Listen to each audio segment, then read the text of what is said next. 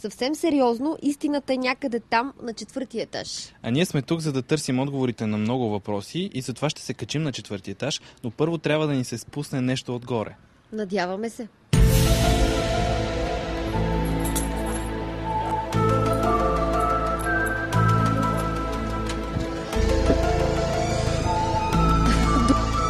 Добър ден!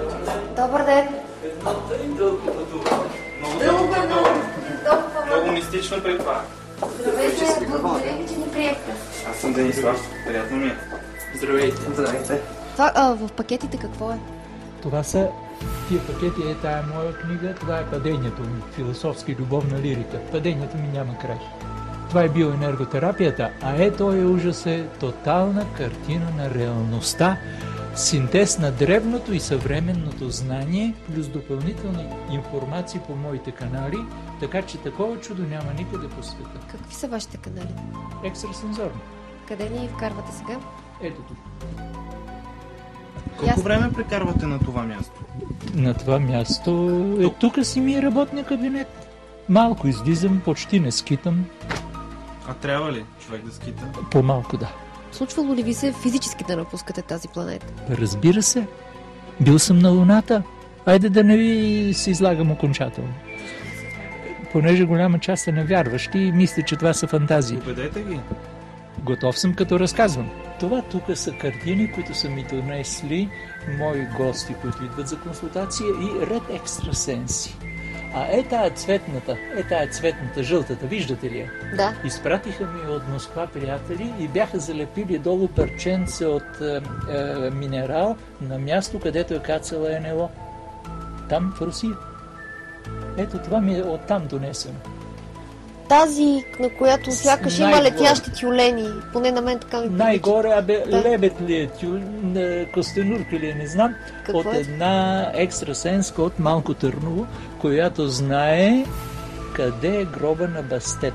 Там богинята майка Бастет в египетско време е дошла и са заровени информации, предмети от старата история на света, когато извънземните са били сред хората. Сега не са ли сред нас? И обаче? сега са сред нас, но тогава са били явно сред нас като учители и са предавали като учители космическото знание на човечеството. После на човечеството му е дошло на ум да тръгне на криво и те са казали: вашите въпроси, имате свобода на избор, чупете си главите, пък като поумнеете и разберете, че грешите, ще ни се помолите, ще дойдем. А има ли запазени доказателства за това? Пълно е. Само през 20 век, щом задавате този въпрос, ще ви кажа, над 100 милиона земни жители са наблюдавали извън летящи чини и извън земни, и те са и кацали тук и там. Тук във вашата стая, където се намираме ние, посещавали ли са ви? В сънища, да. Какво представляват тези ваши сънища? На този разкажа кръват ли? ли ги сънувате? Тук си ги сънувам. Ето един сън, ще ви разкажа. Сънувам, че аз и други хора сме извън града и чакаме летяща чиния да дойде. Идва летящата чиния на зигзаг, оценявам диаметъра и като 10-15 метра. Тя идва, каца, пуска стълбичка, по стълбата слиза един човек, а ние сме 30-40 души, предупредени сме, че ще дойдат. И от нея, като слиза, ние му правим пътека, той тръгва по пътеката между нас и ние, ура, нашите дойдоха, нали знаете, еуфорията, чанти хвърчат, всичко.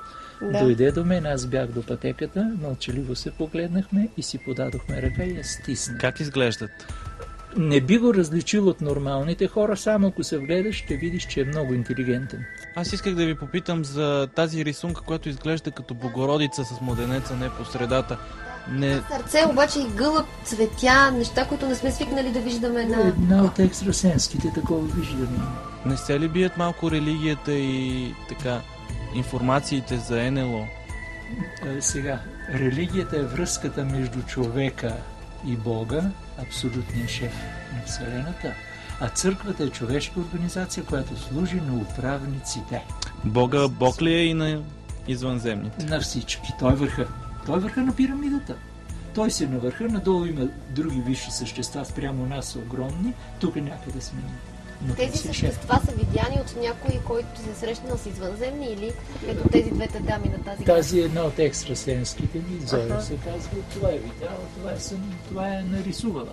Аз ви предлагам, господин Томов, да се пренесем на едно място, където ще имаме полето, ширината, да усетим повече атмосферата. Stereo Space Odyssey.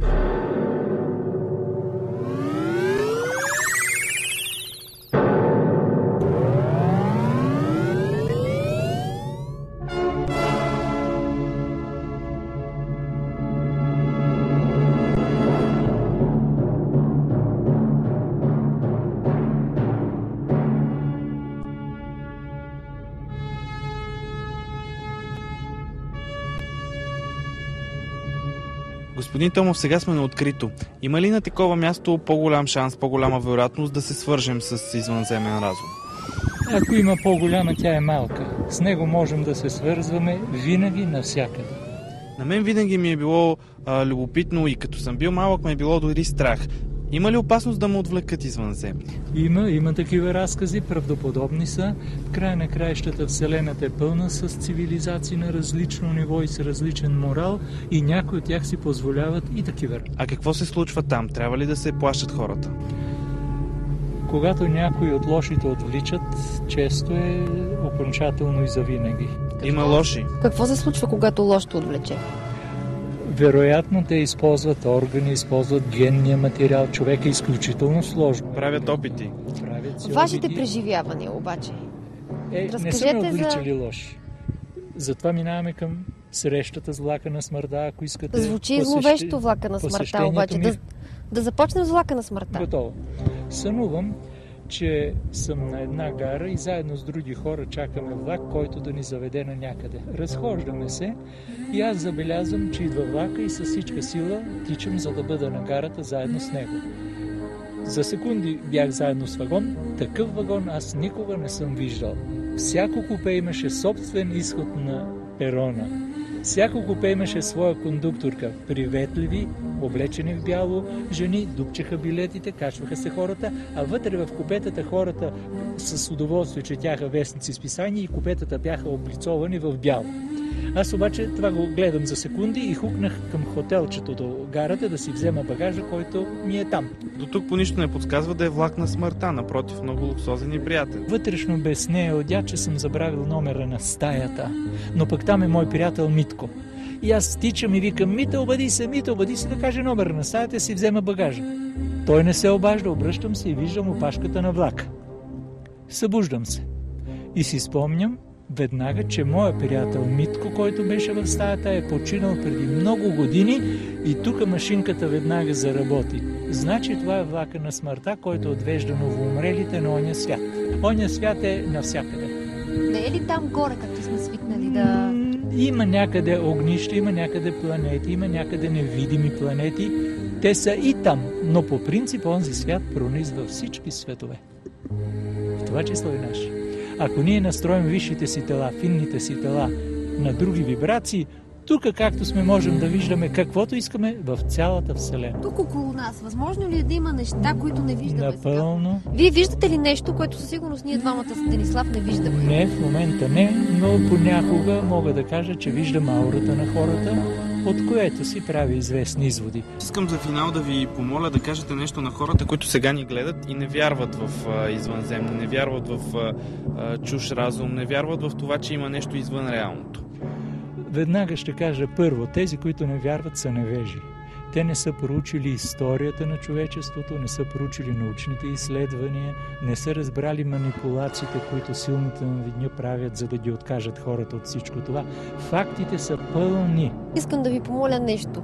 Да се обърнете към тези, които ние не виждаме, но те са сред нас. Това винаги го правим и бих казал така на невидимите наши учители и помощници, които отстрани гледат и чакат да им се помолим.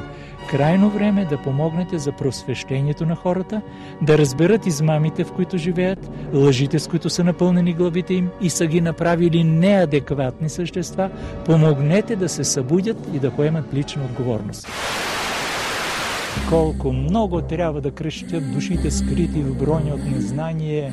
Веригите от обич ще ли издържат на слабостта жестокото мълчание? Когато мощен стане в тях слухът, тогава те ще са в едно вселени. Тогава ще ги свързва истински духът чрез океани от невидими вълнения.